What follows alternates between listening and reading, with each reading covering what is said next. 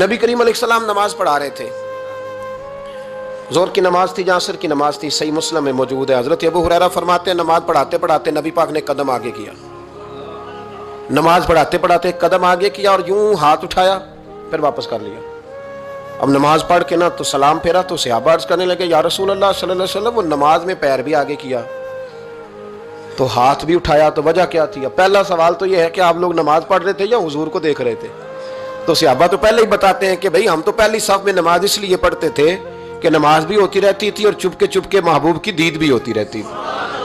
حضور سے پوچھا یا رسول اللہ وہ نماز پڑھتے پڑھتے قدم آگے بڑھایا آپ نے تو پھر پیچھے کر لیا، کیا تھا؟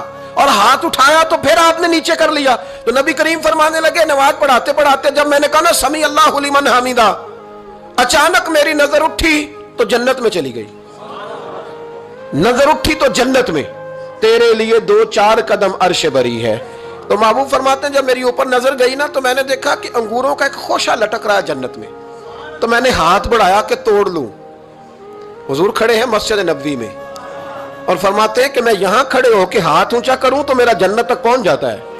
فرمایا میرا ارادہ ہوا کہ وہ خوشہ جنت کا توڑ لوں، اور ذرا میں نے پیر آگے بڑھایا ہی تھا تو میرے دل میں خیال آیا کہ جنت راز ہے تو راز ہی رہنی چاہیے، یہ راز کھول گیا تو مزہ نہیں آئے گا، تو میں نے پھر وہ ہاتھ واپس کر لیا۔ صحابہ کہتے ہیں جب نبی کریم نے یہ بیان کیا تو ہمارے چہرے نے تجسس سے کھیل اٹھے، تجسس سے ہم کوئی بات اور بھی سننا چاہتے تھے۔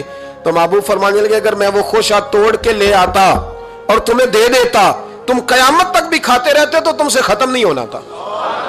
یہ صحیح مسلم کی حدیث ہے۔ او بھائی میرے رسول کریم کے واقعہ معراج پہ شکوہ کرنا، کہنا سمجھ میں نہیں آتی کیسے گئے تھے، تو جو چاہے تو ہر شب ہو مثال شب اسرا، اس لیے کہ تیرے لیے 2-4 قدم